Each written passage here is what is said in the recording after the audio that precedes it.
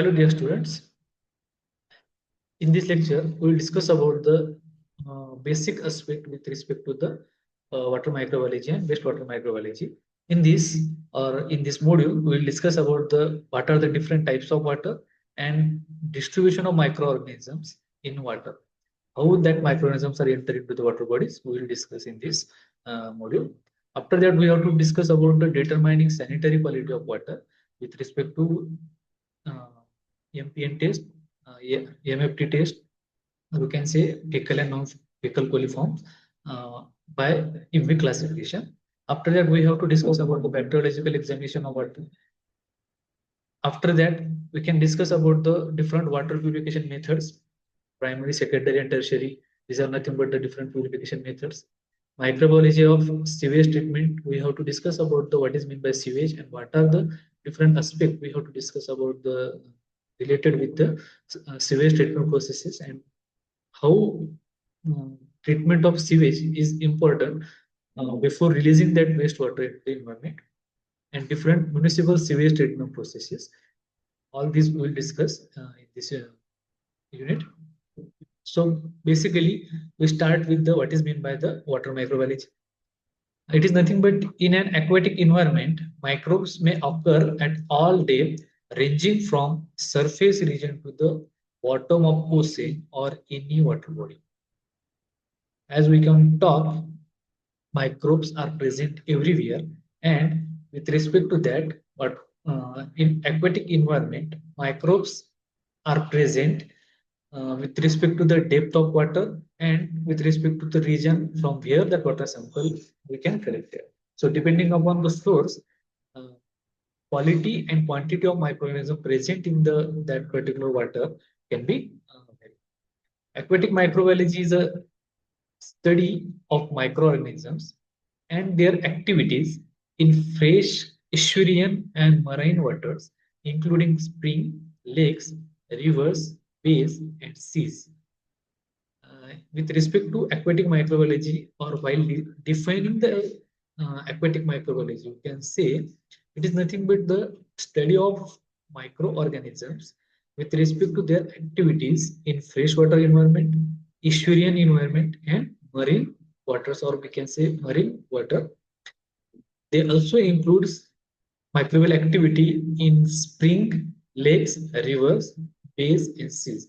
So microbes are present everywhere and they carry out the different activities which affect the quality of water. With respect to that, we have to discuss about the water microbiology. And as we know, water is most important for every living individuals. So before that, we have to check the quality of water before drinking or consumption of that water.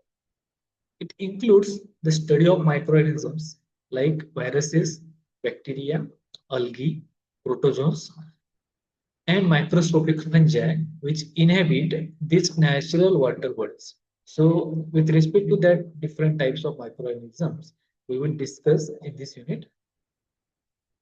The study of fresh water is nothing but the part of science of limnology, or we can say, if we discuss about the study of fresh water, or we can say in another word that is potable water, that study will discuss, or we can call is nothing but the limnology, which is the study of life and condition for live lakes, ponds, and streams. So limnology, or in this aspect, we can discuss the study or the life and conditions of life which are present in that particular environment.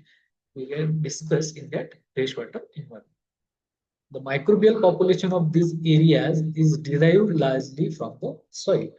As we can say, microflora which is present in the water, it is nothing but the associated with the soil which is associated with that particular water environment. So whether human activities are there, whether that barren land, or agricultural land, or other part of other type of land, so it majorly uh, represent microflora which is present in that water environment. Now we'll move toward the water microbiology. Some of the microorganisms are indigenous to the natural bodies of water, while others are transient, which are entering from the air or soil or from the industrial or domestic waste. So here we'll discuss about what is meant by the indigenous microflora or transient microflora. Indigenous microflora, you can say they are nothing but the original habitat of that organism in that particular environment, and that microbes are considered as nothing but the indigenous microbes of that particular habitat. While while discussing about the transient microflora, these are nothing but the fluctuating microflora or that microflora which is into that particular environment from either air current or from that soil or from the industrial or domestic waste. So they are enter into that water body for limited time, and after the different physicochemical activities, either that microflora settle down or remove from that water environment. So they are not considered into the transient microflora. For example, wastewater from industry or houses is released into the river or lake. So if we can consider the wastewater which is released from the household use, the microflora enter into that particular water bodies are nothing but the either it is from the it represent the microflora from human intestine or kitchen waste or bathroom wastewater. So these are nothing but the uh, representing source of microbes which are entering into that particular water bodies. When we discuss about that water is entering into that particular water bodies are from the agricultural environment. So we can discuss or we can say the microbes which are uh, found in that water bodies are from the agricultural origin. Apart from that, when we talk about the waste from the different industrial waste, including we can say uh, dairy industry, leather industry, dye industry. So with respect to that, microbes are uh, found in that particular water environment with respect to whether the source of wastewater which is entering into that particular water. Aquatic microorganisms and their activities are of most important as they affect the human health and life of other animals. When we're discussing about the water microbiology, we have also discussed about the activity of different microorganisms with respect to their effect on human health and life. As waterborne diseases are majorly associated with the different health hazard with respect to the different living organisms. So, with respect to that, we have to study that particular effect. Also, they play a key role in the food chain as provide nourishment to the next higher organism, as different microorganisms which are involved in the uh, cycling of the different nutrients which are present in the water bodies by converting that complex uh, molecules into the simpler form so that in the form of nourishment they can provide to the different organisms. So they are also play important role. They also play a role in biochemical reaction by recycling of the elements. Apart from that, the microorganisms, as we discuss in next unit, that is soil microbiology, their microbes are also involved in the recycling of the elements. These are nothing but the important role of microorganisms in the environment. Now we'll discuss about what are the importance of water. Why we are discussing water microbiology. Imagine the world without water. It's impossible to live without water. So in that we can say without water we can't imagine the world. So for every purpose, including drinking, we require a fresh water or the potable water. For agricultural purpose, we need a water source. Apart from that, for industrial use, we require a large amount of water or water reservoir.